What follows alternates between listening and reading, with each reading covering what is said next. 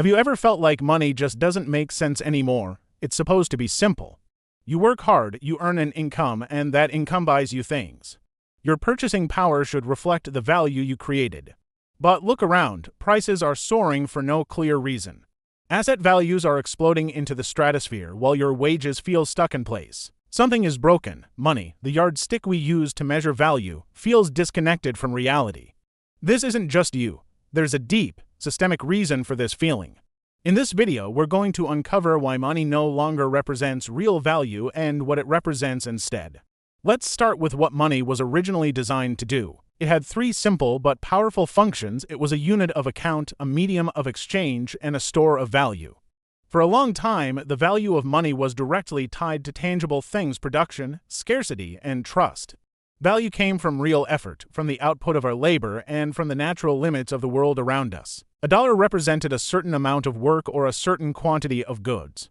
But slowly, almost imperceptibly, that essential link began to weaken. The connection between the money in your pocket and the real world started to fray.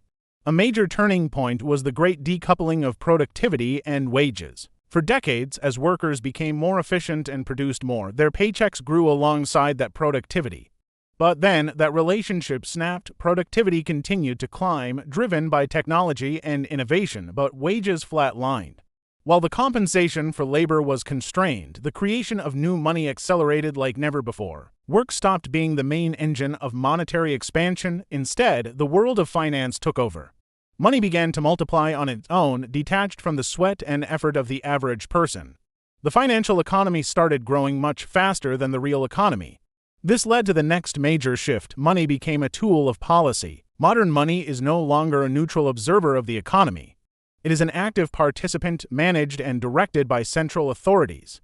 Think about it. Interest rates are constantly adjusted, massive liquidity injections are used to calm markets, and emergency interventions become the norm during any crisis. Money now responds to policy goals like maintaining stability or stimulating growth, not to the underlying value being created. The pursuit of stability replaced the reflection of truth. Control replaced honest accounting. The numbers on the screen became more important than the reality on the ground. So, where did all this newly created money go?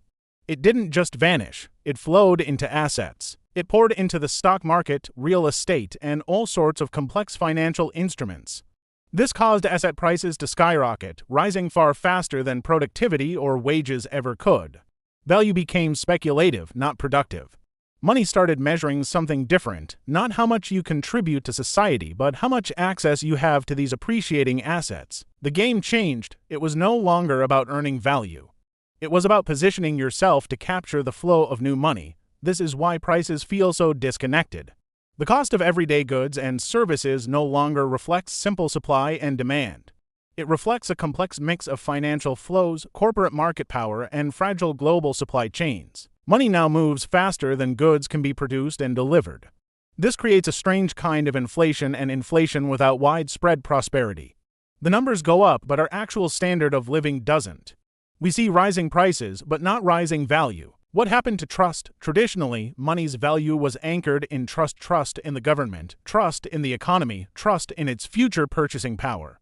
Today, that trust has been largely replaced by a reliance on liquidity. As long as central systems can keep injecting money to prevent a collapse, a fragile confidence is maintained. But the trade-off is that money loses its meaning. It becomes a tool to stabilize markets, not to represent the real worth of things. The system is kept afloat, but its connection to reality is lost. So, who benefits from this new world order?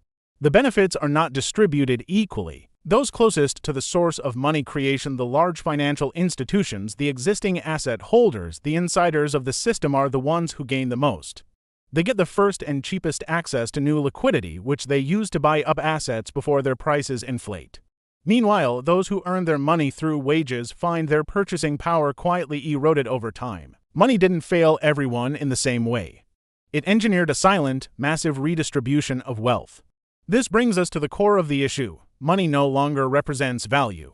Instead, it represents three things: the stability of the financial system, your access to assets, and your proximity to the sources of liquidity. The original function of money, to be a mirror of real-world value, has become secondary. Its new, primary function is to manage the system itself. Money didn't lose its meaning overnight. It was a slow, deliberate evolution. It transformed from a mirror of reality into a tool of management. And that leaves us with the most important question of all.